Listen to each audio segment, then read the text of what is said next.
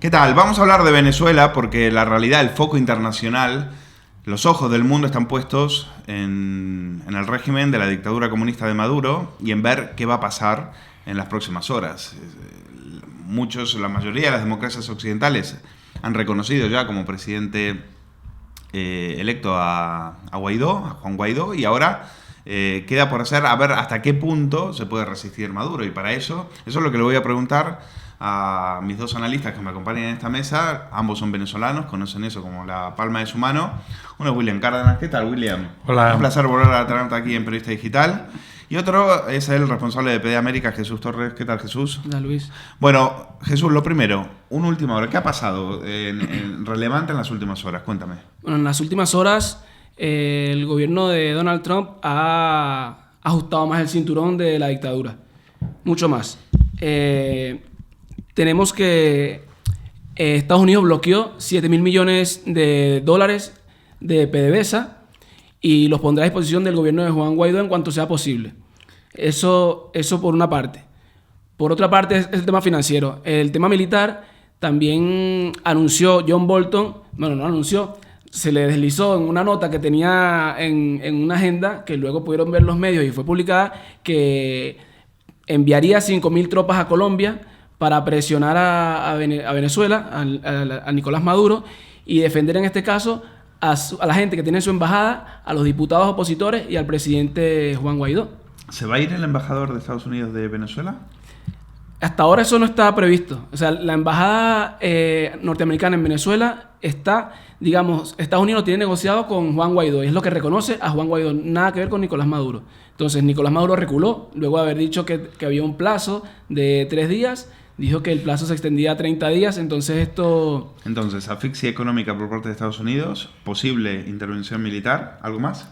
Sí, la reacción de la narcodictadura, por supuesto. En el caso de Diosdado Cabello, el día de ayer dijo que si le sucedía algo a Guaidó, era responsabilidad de Donald Trump. Por lo cual sabemos que este gobierno juega mucho al tema de la comunicación y a este tema sucio que lo saben hacer muy bien, amenazando a Guaidó de que el gobierno le podría tomar algún tipo de represalia contra él y luego culpar al gobierno de Donald Trump. Muy bien, eso es lo que está pasando en este momento en Venezuela. William Cárdenas, eres una de las principales figuras del exilio venezolano aquí en España. ¿Cómo estás viendo todo lo que está pasando en este momento? ¿Qué te parece lo que estaba comentando? ¿Cuál es tu primera reflexión de lo que está comentando Jesús? Bueno, creo que perfectamente de acuerdo, ¿no? Es lo que está ocurriendo. Yo creo que esta es una estrategia que se ha diseñado desde hace bastante tiempo y que ahora se está materializando paso a paso.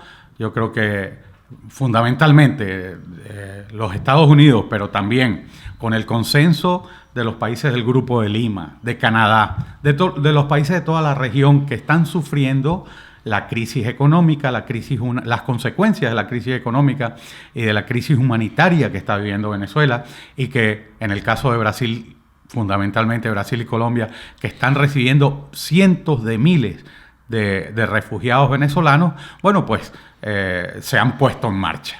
Y esto ya coloca este conflicto en una deriva, yo creo que casi definitiva. Hasta ahora, en los 20 años que lleva el régimen primero de Hugo Chávez y luego de Nicolás Maduro, sabemos que nunca se había suspendido, nunca había ocurrido un corte de la factura petrolera desde los Estados Unidos a Venezuela. Bueno, pues eso ya ocurre al desviar los recursos que provengan de esa renta petrolera hacia el señor Juan Guaidó, presidente encargado, o a quien él designe. Claro. Esto significa un golpe durísimo para el régimen de Nicolás Maduro, porque pronto se va a quedar sin recursos económicos con que pagar su principal sustento, que son las Fuerzas Armadas.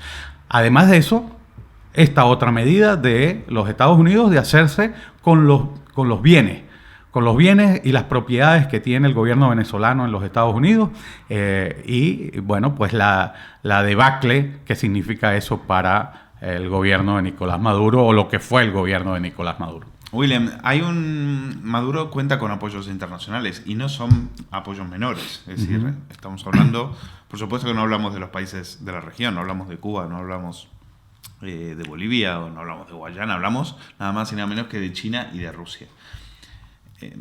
¿Hasta qué punto China y Rusia van a aguantar al régimen? Bueno, yo creo que hay que diferenciar perfectamente porque son dos casos distintos. El caso de China, China se involucró en una cantidad de proyectos en Venezuela, invirtió muchísimo dinero y el destino de esos recursos está corriendo la misma suerte de la economía venezolana. O sea, las inversiones chinas se hunden junto con el hundimiento y el caos de la economía venezolana. Correcto. Por eso la posición de los chinos es más prudente.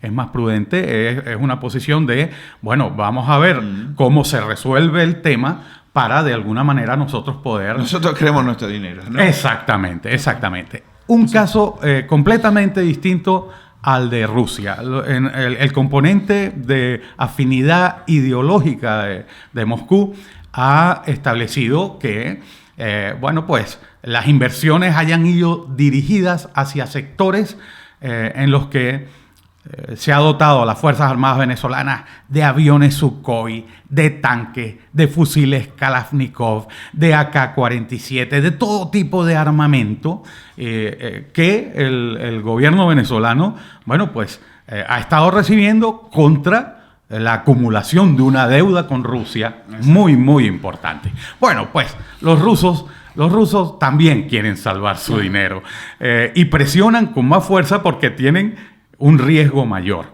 Todos esos contratos se han hecho a espaldas de la Asamblea Nacional y pues tienen una base y un sustento legal muy débil. Entonces, los rusos presionan, pero ya yo creo que esa presión va a bajar de nivel. Ayer mismo vimos que Donald Trump anunciaba el levantamiento de unas sanciones que le había establecido a Rusia. O sea que ya empieza a producirse un entendimiento y los rusos no van a ser tan inflexibles. No van a ser inflexibles y luego, además de eso, no van a arriesgar sus relaciones con los Estados Unidos por un conflicto serio en el cual tienen todas en contra, en Venezuela, ¿no? Exactamente. Sí, Guaidó también ha sido muy inteligente, ha manejado esto con mano derecha y mano izquierda, y en su discurso ha mencionado ciertamente a China y a Rusia sin acusarles de nada específicamente. Entonces, al igual que lo está haciendo con los militares ofreciendo la ley de amnistía, a los rusos y a los chinos le está diciendo con un mensaje cifrado que hay que hablar, hay que sentarse a negociar. Probablemente la deuda venezolana tenga que reestructurarse, negociarse de alguna forma, pero no le ha dicho a ninguno de los dos que no te voy a pagar nada, no te voy a reconocer, yo estoy con Trump, para nada. Claro. El mensaje de Guaidó ha sido de un jefe de Estado que no existía en Venezuela desde hace muchos años. Tú, Jesús, en la última charla que tuvimos aquí en el estudio de Periodista Digital, te preguntaba por el tema de la intervención militar y lo veías contraproducente. ¿Sigues pensando igual? La intervención militar ahora mismo, bueno, ya vimos la nota que se le desliza a John Bolton. Es probable que se pueda dar, pero yo creo que es la última opción, a pesar de que Donald Trump dice que todas las opciones están sobre la mesa, es la última opción que tomarán. Y se tomará si los militares venezolanos no reaccionan. El llamado que hizo ayer también, eso fue una noticia importante, el llamado que hiciera Bolton a las Fuerzas Armadas venezolanas a que se hiciera una transición democrática. Entonces, lo que esperan los Estados Unidos es esto, que haya una transición democrática, que las Fuerzas Armadas resuelvan esto a lo interno y no tener que intervenir ellos en caso de que suceda algo como la represión ya, digamos, aumente de niveles. William, ¿cómo está el ejército? El ejército no está unido. El ejército, si vas por estratos, la opinión respecto al tema de Maduro cambia, ¿no? Sí, yo creo que las Fuerzas Armadas en primer lugar, están condicionadas por el espionaje cubano. Si nosotros pudiéramos dejar expresar libremente a los oficiales suboficiales y a la tropa del ejército venezolano, nos llevaríamos probablemente una gran sorpresa. Yo creo que... Una cosa es la tropa y otra cosa es la cúpula. Claro, el alto mando militar. El alto mando que se lo ha llevado crudo. Exactamente, y que tiene salpicado vínculos por escándalos de corrupción, de droga, de narcotráfico y de terrorismo internacional. Bueno, han estado recibiendo en Fuerte Tiuna, en el principal centro del poder de las Fuerzas Armadas en Venezuela. O sea, lo que sería el Pentágono, ¿no? Exacto. Existe un búnker por donde han desfilado cualquier cantidad de dirigentes y efectivos de Hamas, de Hezbollah, de la FARC, del ELN. O sea, toda esta gente ha mantenido, de ETA, por supuesto. Que siempre ha sido un santuario, ha mantenido vínculos de ellos. ¿No? Entonces, yo entiendo que ese componente y atendiendo los mensajes que vienen desde los Estados Unidos y que son muy claros. Eso que acabas de mencionar forma parte de la lectura de que todas las opciones están sobre la mesa. Que al primer error que cometan y que conviertan este conflicto en un conflicto de carácter violento, van a tener una respuesta inmediata de las Fuerzas Armadas.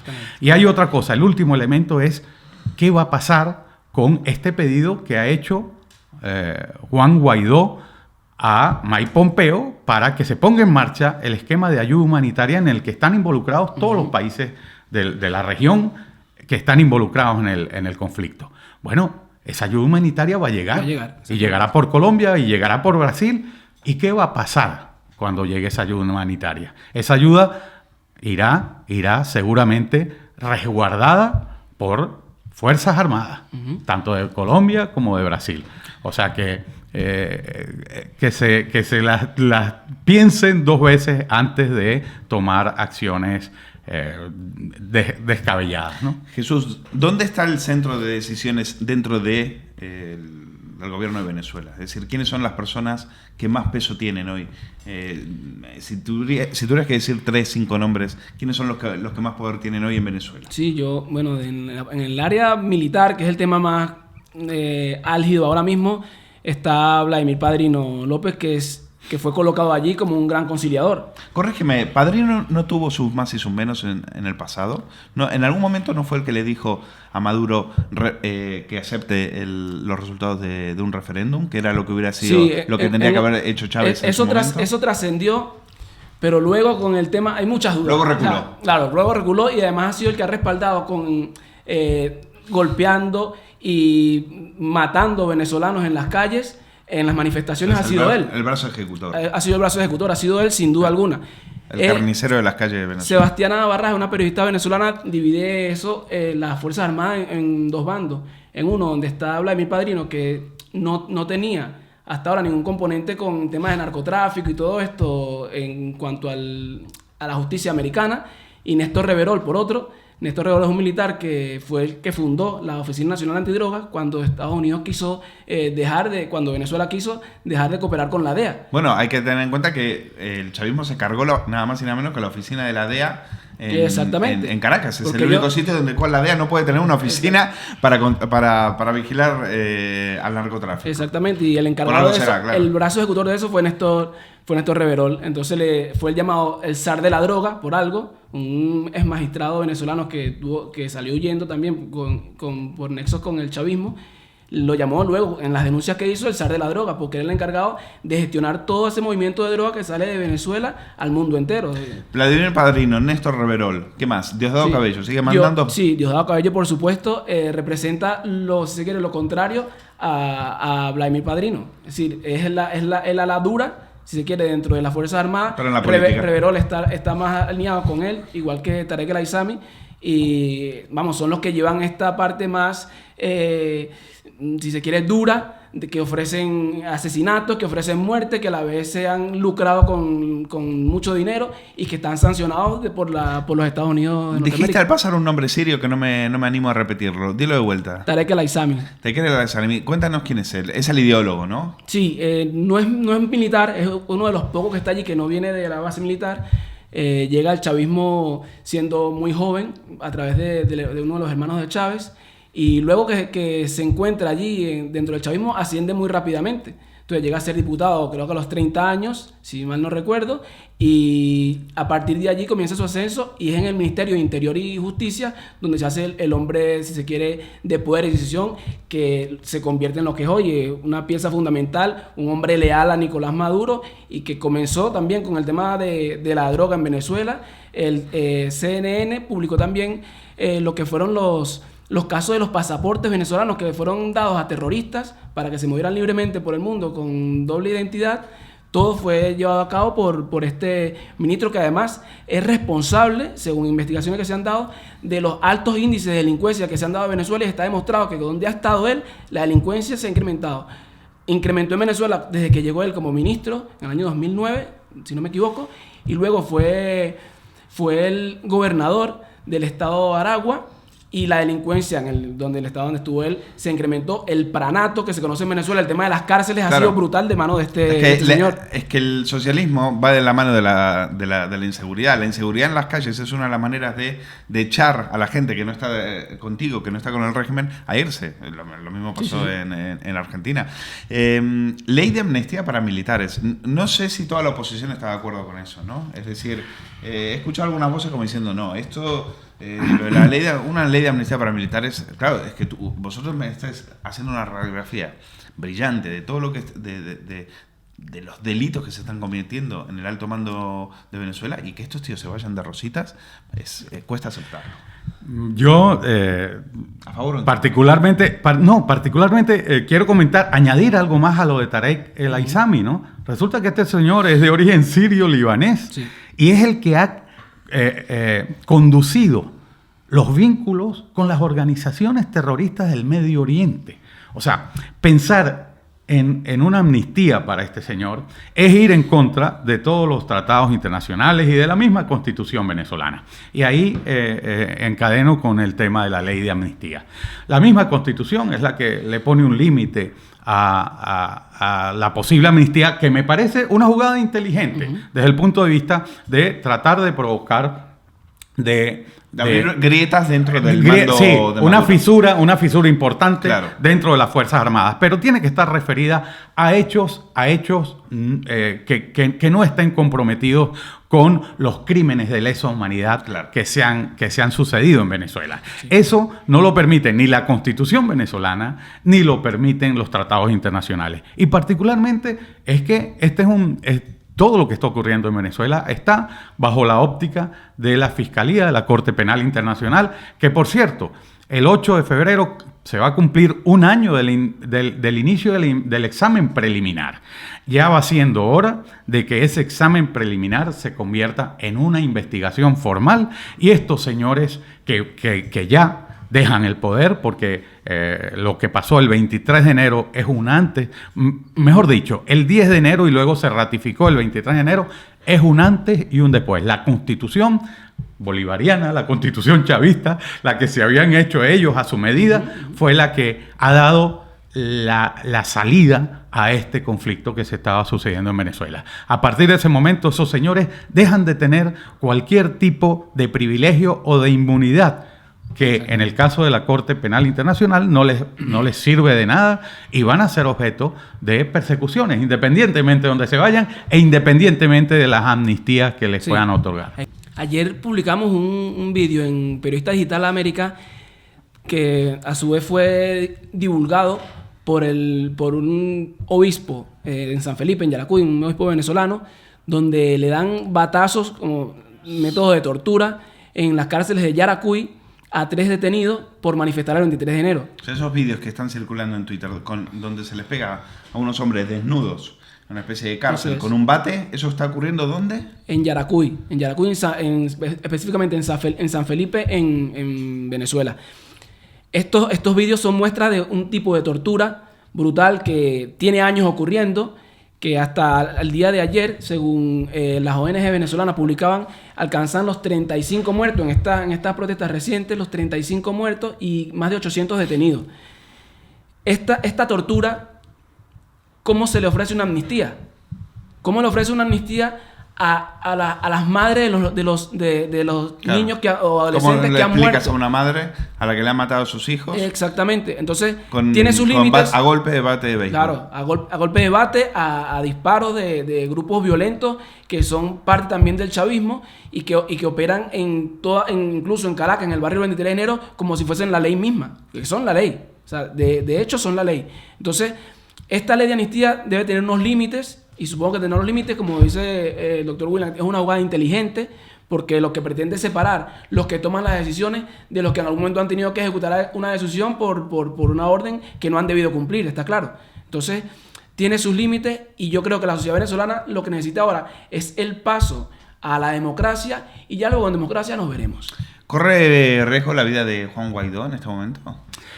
Por supuesto, y de allí las advertencias de John Bolton, ¿verdad? Simplemente saben que puede, en la desesperación, estos señores son ahora mismo una especie de fiera herida, ¿no? Es un cuerpo de personas, un grupo de personas. Lo que los hace muy peligrosos. Que los hace muy peligrosos. Y además lo están demostrando porque está ocurriendo que los colectivos, esas bandas paramilitares y los grupos, las FAES que llaman, los grupos especiales, están atacando, y ahora están atacando los barrios que eran tradicionalmente chavistas, de las zonas de Caracas, de Catia y de Petare.